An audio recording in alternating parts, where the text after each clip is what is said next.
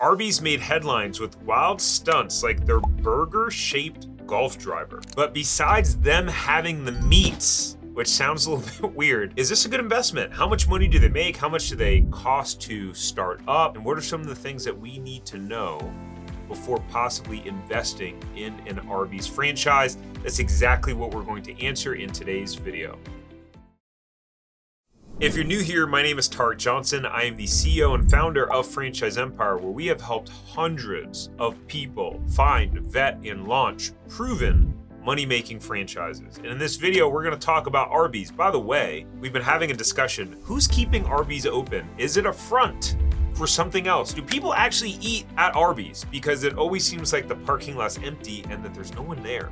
So if you've ever eaten at Arby's, drop it in the comments below. When was the last time that you've eaten at Arby's? Because I'm finding it really hard to believe that people actually buy food there. Before we get into the numbers, so Arby's was founded in Ohio, Boardman Township, on the exact date of July 23rd, 1964. Very specific, ladies and gentlemen, by brothers Forrest and Leroy Jenkins. If you know what I'm referencing here, that is hilarious. His name was Leroy Raffle, not Leroy Jenkins. Arby's, of course, has grown to be one of the largest sandwich chains with their famous advertising and sayings, Arby's, we've got the meats. And they become really known for their more innovative marketing, especially with their burger-shaped golf driver for Father's Day. Until the recording of this video, I had no idea that that was even a thing. Clearly, because I've never eaten at Arby's, ladies and gentlemen. But in 1994, Arby's became the first fast food chain to ban smoking inside of their restaurants. Pretty crazy to think about that, like back in the day, you could just smoke in airplanes, smoke in restaurants, indoors, like all these places. It's pretty interesting how things have evolved. I remember watching a funny video about people complaining when they were making seatbelts a law and requirement.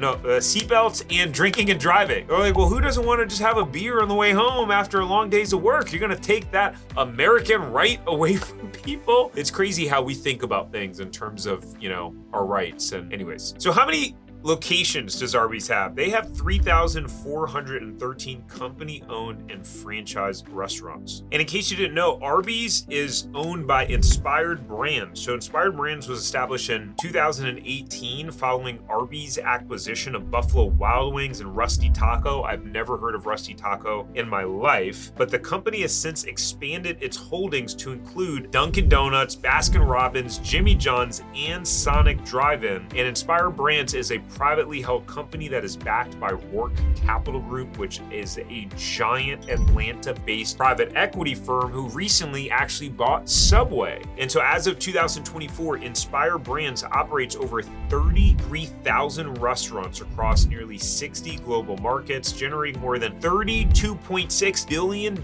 in sales annually. And so here's the trivia for today's video that we will answer at the end. What kind of sandwiches did Arby's initially serve? Was it chicken, beef, or roast beef? Guys, this should be the easiest trivia question of all time that we've ever done in this series of videos. Drop your answer in the comments below and we will answer it at the end of the video. All right, in terms of startup costs and talking about some of the numbers, they range from $861,000 to $2.4 million to get up and open. The royalties are 4% of gross sales. The marketing fee is 4.2% of gross sales. All right, so you guys already know Arby's has the meats. Well, we've got the Mifkey. What's the Mifkey? The most incredible franchise gift ever. It is a package of all of our best resources around franchising, 5 low-cost franchises that make $1 million, 42 high-performing franchise, 14 franchise buying mistakes. We'll drop the link below so you can get access to all this free information to be able to help you find, vet, and launch your own money-making franchise. But let's move on with the video. In terms of average sales, what are they? The average sales for an Arby's location is about $1.3 million. 1.3 million. I mean, for the amount of the startup costs, I feel like that's not that impressive. As we look at some of the numbers here of their franchised mature restaurants. So the way that they define mature restaurant is defined as a location that has operated continuously for a full calendar year. And so we look at some of their numbers. here's, let's see, the lowest performing location. If we look at a freestanding location, right? And we're looking at 383,000 at the lowest and 4.2 million as the highest performing location. You have non-freestanding, so end cap, inline. Interesting, those still perform pretty well. I mean, we see some of their numbers here on the screen. We can see that,